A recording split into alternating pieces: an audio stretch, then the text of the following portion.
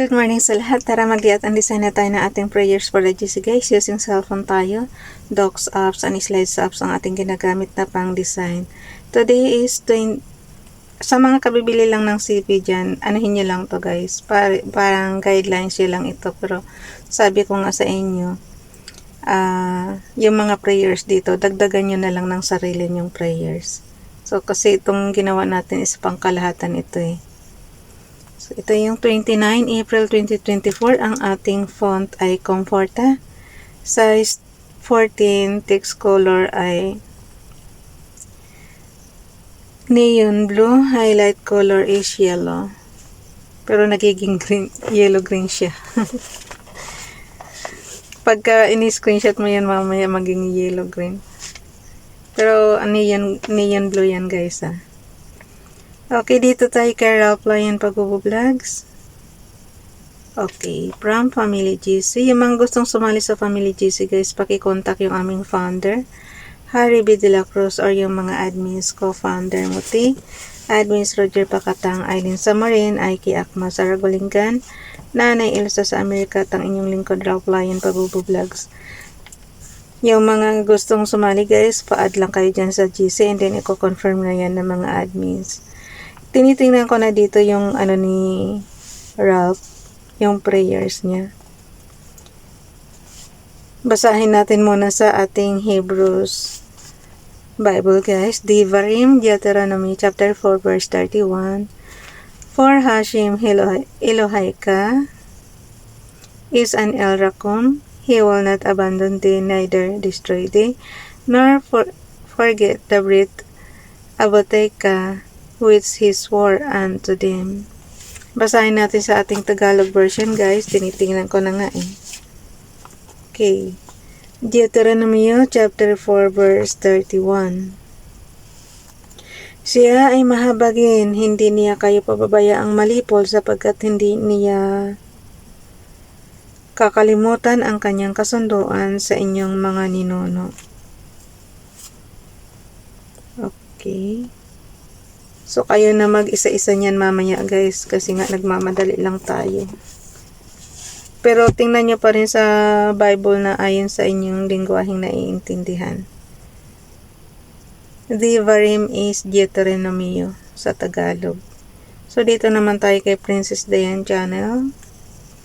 Let everything that hath breath praise the Lord, praise ye the Lord. Psalms 150 verse 6. Nakalagay dito guys oh. Let everything that hath breath praise the Lord. So, purihin natin si Father God parati guys. Praise ye the Lord. So, na-screenshot na natin yan. Punta na tayo sa ating slides up at tinudugtong na natin yan doon. Punta tayo sa slides number 29. Kasi nga, sabi ko sa inyo is, inano ko lang ito, nagsisave as lang ako into another file name. So, hanggang 30 lang talaga ang April. So, hanggang bukas na lang tayo and then Mayo na guys. Basahin ko lang yung ating repost prayers. Paki-subscribe Ronilo Legaspi Vlog. I have made the earth and created man upon it. I even my hands have stretched, cut the heavens and all their host have I commanded. And all their host have I commanded. Lagi ko talagang tinatanong guys. Di ba si Father ang gumawa nga nito? Sabi niya, I have made the earth and created man upon it. So, paano siya nag-umpisa? Paano siya naging siya? Paano siya naging Father God? Mayroon pa bang nauna sa kanya?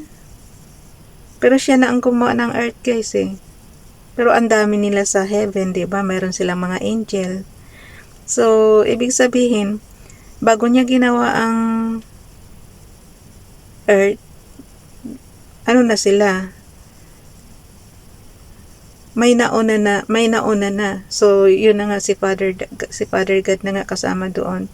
Ang tanong, sino ang gumawa kay Father God? Yun talaga ang lagi kong tinatanong. Kaya lang syempre, nagbabasa lang tayo ng Bible kaya kung ano lang yung nababasa natin yun lang. hindi masasagot yung tanong natin na yan. Kung sino pa ang nauna kay Father God. Kasi siya nga ang gumawa sa sa earth. So, paano siya naging siya? Paano siya nagawang Father God? Kasi may mga angel siyang kasama, diba? So, paano siyang nag-umpisa? As in, maliit na bata, maliit na baby, ganyan. Paano, kasi ang tao, ginawa na niya sa alabok. Pero siya, paano siya ginawa? Kaya yun talaga ang parati kong tinatanong. Ask lang po yan, opinion lang din po yan. Kasi sa kababasa natin ng Bible, ang dami natin talagang mga katanungan. Hindi mo maiwasan yan eh.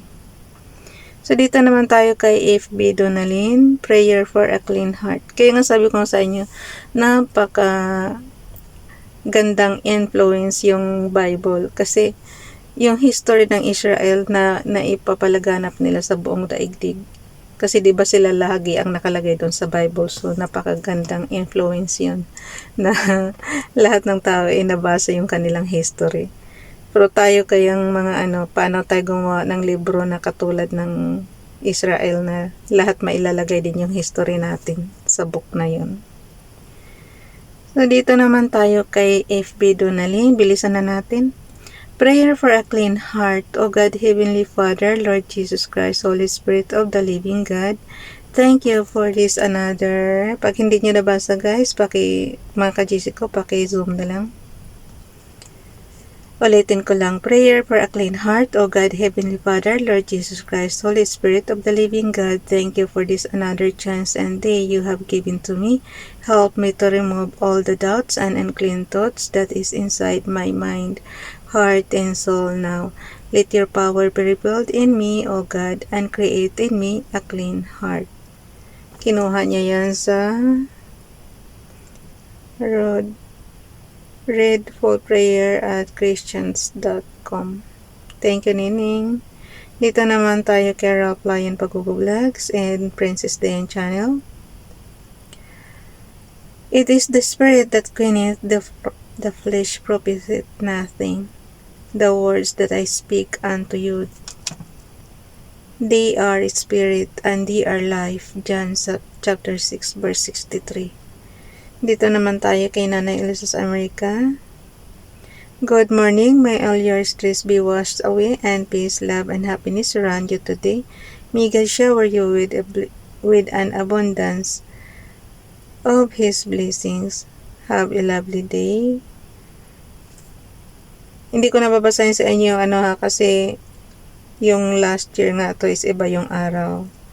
Good morning, happy weekend nakalagay dito. So, it's okay lang. It's really nice to wake up in the morning realizing that God has given you another day to live. Alam niyo guys, totoo yan.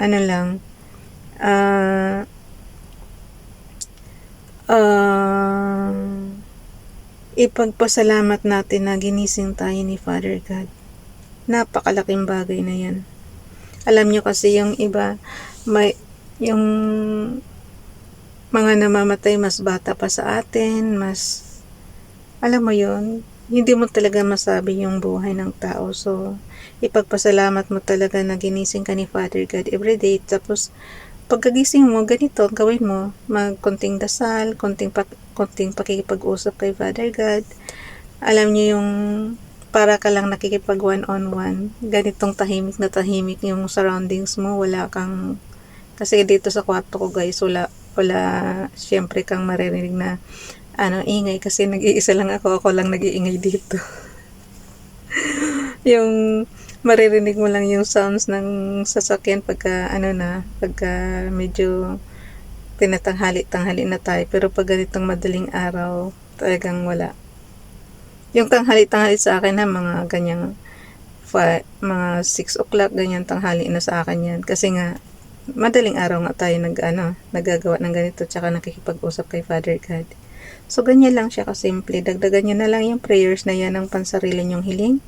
Ako kasi ang ginagawa ko is, lagi ko lang sinasabi kay Father God, gawin lang akong healthy, safe to work everyday, tsaka fit to work everyday, tsaka Kasi lagi kong sinasabi guys, pag fit to work ka, lagi kang may income, syempre. Mabibili mo kung yung gusto mong pagkain, mabibili mo kung ano yung gusto mo kasi may income ka. So, hindi mo na kailangan humiling kay Father God na pahingi po ng pagkain araw-araw. Hindi mo na kailangan yan. Basta't may work ka, fit to work ka, may income ka, okay na yung pagkain mo. Diba? Kaya nga dinidiretso ko na eh. Hindi na ako humiling ng pahingi po ng pagkain, Father God. Ang lagi ko lang hinihiling, Lord, bigyan niyo po ako ng magandang pangatawan na fit to work pa ako para may income ako. So, yun lang. Ganun lang kasimple. Kasi, pagka masyadong literal naman yung guys, yung hihingi ka ng pagkain, na pahingi po ng ganito, Father God, pahingi po ganito. Lagi nga sinasabi, nasa tao ang gawa, nasa Diyos ang awa. So, ganun lang siya kasimple.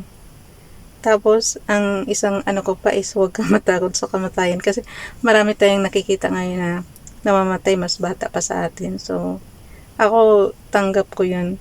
Ang buhay ng tao is hiram lang talaga. Kung anong ginawa ka nga ni Father ka, diba? So, sa alubok ka ginawa, sa alubok ka rin mapupunta. Matatapos ang buhay mo sa alubok rin. Kaya lang lagi kong sinasabi, ayoko ng second life, Father God. Kasi hindi ko sure kung sa langit ako pupunta o sa impyerno. Kasi 'di ba, pag walang namang taong hindi makasalanan, 'di ba? So, ano mo na 'yan. Hindi mo tiyak kung sa langit ka talaga mapupunta. Kasi nasa Diyos ang awa eh. Kung kaawaan ka ni Father God, mapupunta ka sa langit. Pero kung hindi ka kaawaan ni Father God, hindi ka mapupunta sa langit. Ganun lang yun. Kaya lagi kong inaano din, have mercy, Father God. Tingnan mo, para lang ako nakikipag one-on-one, para lang ako nakipag-usap sa kanya na harapan. Alam mo yun, kasi yung utak mo gumagana, yung parang nasa isip mo, Father God, parang kaharap lang kita. Tapos ang dami mong sinasabi sa kanya na nawa maging straight lang tayo buong araw, na hindi tayo magkasala. Yung parang ano ba, yung kasi guys, ang pagkakasala hindi lang naman sa gawa kundi sa isip din yan. Minsan nag-iisip ka na masama sa kapwa mo, kasalanan din yun, syempre. O diba? Ay nako, bilisan mo na nga, Ralph, i-share na natin yun. So ayan na yun, i-share na natin para lang flyers. So, pag di-design naman, nasa inyo naman yun eh. Pero pang invitation, gawa na lang kayo ng bili na lang kayo ng card na may mga scallop, yung may mga design ng card, tapos printingan nyo na lang ng ganyan. Ano na yan? Invitation na labas niyan. Ganyan lang technique niyan eh. Ginagawa namin dati, bibili lang kami ng mga scallop na card na papel, tapos lalagyan na namin ng design na printing na ganyan. So, pwede mo nang pang invitation sa wedding tsaka sa birthday. Ang pagdi-design naman, nasa inyo naman yan. So, i-share na natin. Lagyan lang natin ng date. Nako, tapos na. Ako na lang nito guys, magpasa. Bye everyone, God bless.